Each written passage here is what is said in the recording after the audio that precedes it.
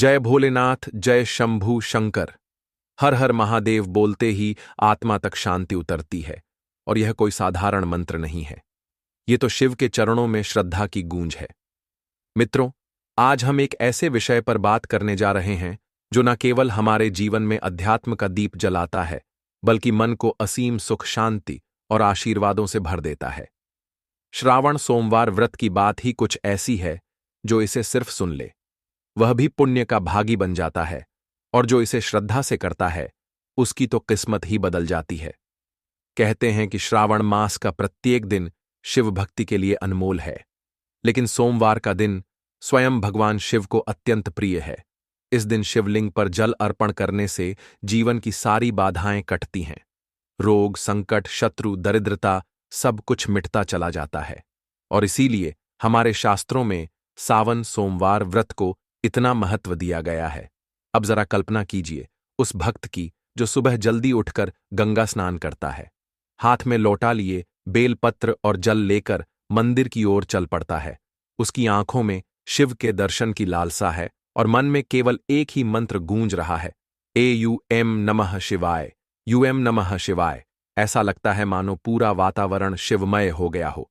हर गली, हर रास्ता, हर मंदिर से एक ही स्वर निकल रहा हो, बोल बम बोल बम बोल बम। और ऐसे माहौल में जब कोई भक्त सच्चे मन से व्रत करता है तो शिव की कृपा उसे स्वयं ढूंढती है। शिव उसे अकेला नहीं छोड़ते, उसकी प्रार्थनाएं सीधे कैलाश तक पहुंचती हैं। श्रावण का महीना वैसे भी बारिशों का होता है। बादलों की गड़गड़ाहट के बीच जब दूर मंदिर की घंटियां बजती हैं और शिवलिंग पर जल चढ़ता है तो लगता है जैसे स्वयं प्रकृति भी महादेव का अभिषेक कर रही हो। और यही वह समय होता है जब भक्त अपने भीतर उतरता है, अपने पापों की क्षमा मांगता है और शिव से अपने जीवन को संवारने की प्रार्थना करता है। ऐसे में व्रत की महिमा और भी बढ़ जाती है। अब आप सोचिए कि यह व्रत केवल फल पाने का साधन नहीं है, यह तो भगवान शिव के प्रति समर्पण का प्रतीक है। जब कोई स्त्री अपने पति की लंबी उम्र के लिए यह व्रत करती है, जब कोई युवक अपने जीवन में शांति और सफलता के लिए यह व्रत करता है, मां अपने बेटे की भलाई के लिए यह व्रत करती है, तो यह केवल उपवास नहीं रहता, यह तो शिव और भक्त के बीच का एक दिव्य संवाद बन जाता है। बहुत से लोग पूछते हैं कि इस व्रत की विधि क्या है, कैसे करें, क्या ना करें, तो हम उन्हें यही कहते हैं कि श्रद्धा ही सबसे बड़ा विधान है। हाँ, नियमों का पालन करना जरूरी है, लेकिन सबसे ऊपर भाव होता है। सोमवार को ब्रह्म मुहूर्त में उठना, स्नान करके स्वच्छ वस्त्र पहनना और पूरे दिन एक समय फलाहार या जल से रहकर शिव जी की आराधना करना, यह सब तो करना ही चाहिए।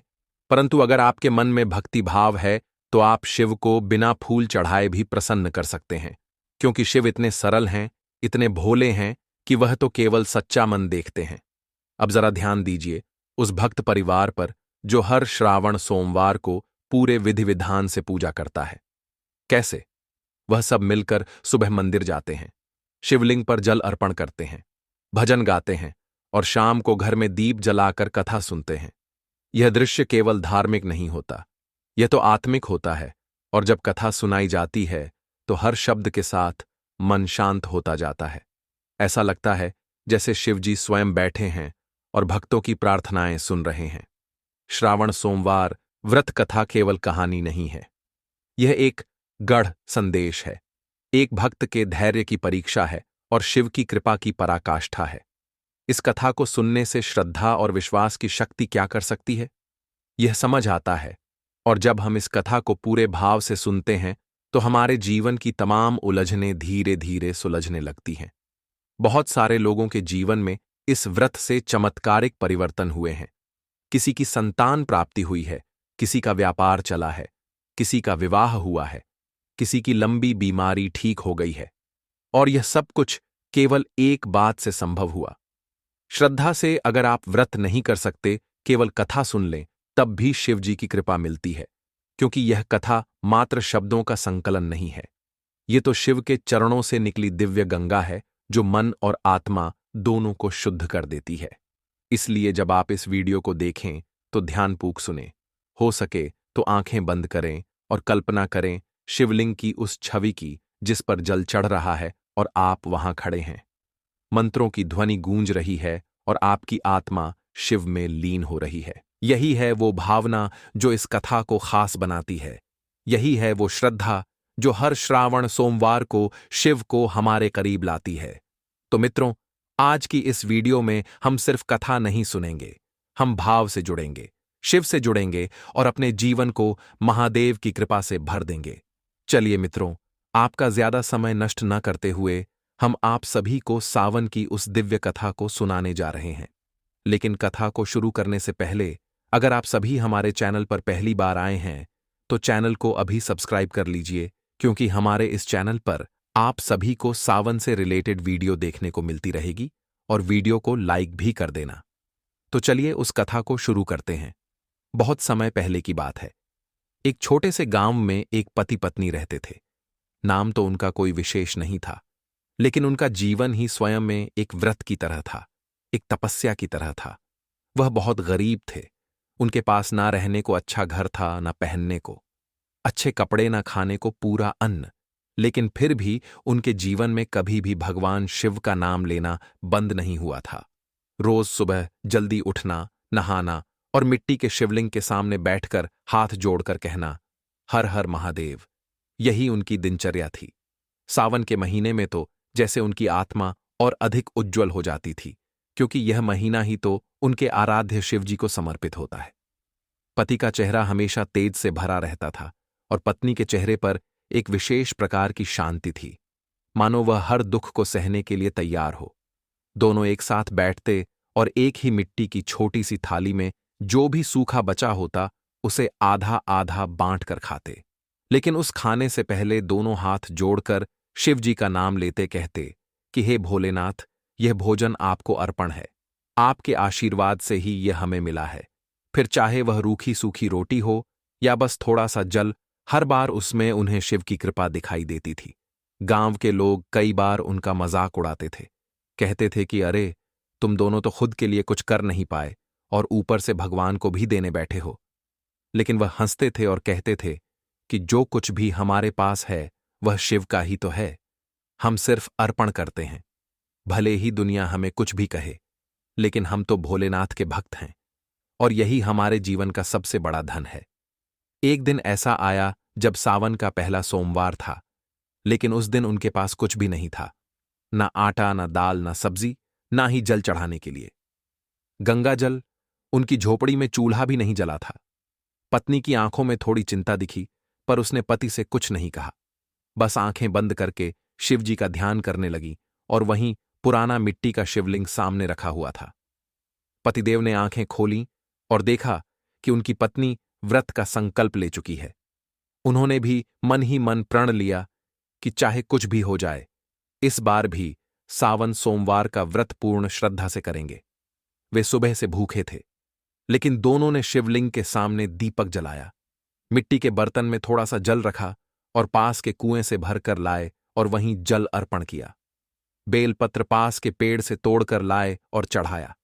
न धूप थी न घी पर। दीपक जलाया और मंत्र बोले। भले ही उनके पास कोई किताब नहीं थी, लेकिन उनका मन एकदम पवित्र था।